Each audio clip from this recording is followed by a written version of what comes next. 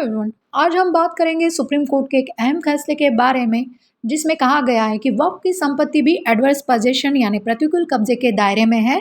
Court ने साफ किया है कि वक्फ का लाभार्थी एडवर्स पोजीशन के जरिए संपत्ति पर अधिकार का दावा कर सकता है। 1954 में जवाहरलाल नेहरू गवर्नमेंट ने वक्फ एक्ट को पास किया जिससे वक्फ का सेंट्रलाइजेशन हुआ। तब से लेकर 2013 तक कांग्रेस गवर्नमेंट की जितनी भी सरकारें बनी उन्होंने अपने वोट बैंक को खुश करने के लिए वक्फ एक्ट ज़्यादा से ज़्यादा मजबूत बनाने का काम किया है, लेकिन इसका फ़ायदा सिर्फ कुछ पावरफुल लोगों ने ही उठाया है। गरीब आम मुस्लिमों को इसका फ़ायदा नहीं मिला। साथ ही में गहरी चिंता का विषय तो ये है कि वक्फ देश के तीसरा बड़ा लैंड ओनर है। बाकी दो तो सरकारी संस्थाएं हैं, एक तो आर्म फोर्सेस है और दूसरा रेलवे डिपार्टमेंट, लेकिन अन्य किसी धर्म संस्था के पास इस तरह की ज़मीन नहीं है।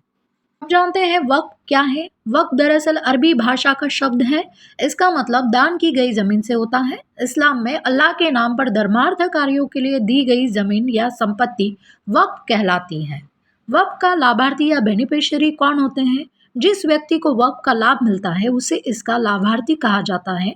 न्यायिक व्यक्ति भी वक्फ का लाभार्थी हो सकता है।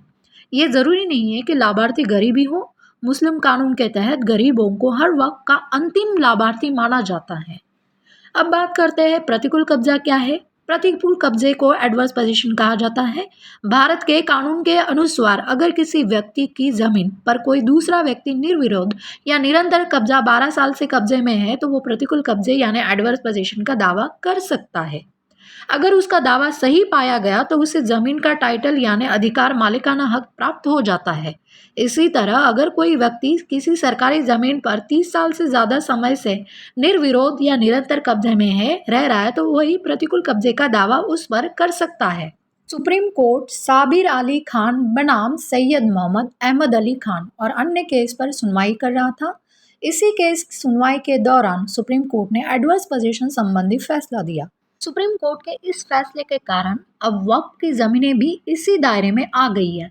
इसका मतलब है कि अगर कोई व्यक्ति जिसका संबंध वक्फ से है उसकी ट्रस्टी या सहस्वास्थ्य के रूप में नहीं है और अगर वो केवल वक्फ का लाभार्थी होते हुए निर्विरोध वक्फ की जमीन पर रह रहा है तो वो प्रतिकूल कब्जे यानी एडवर्स पोजीशन का दावा कर उस जमीन का अधिकार प्राप्त कर सकता है।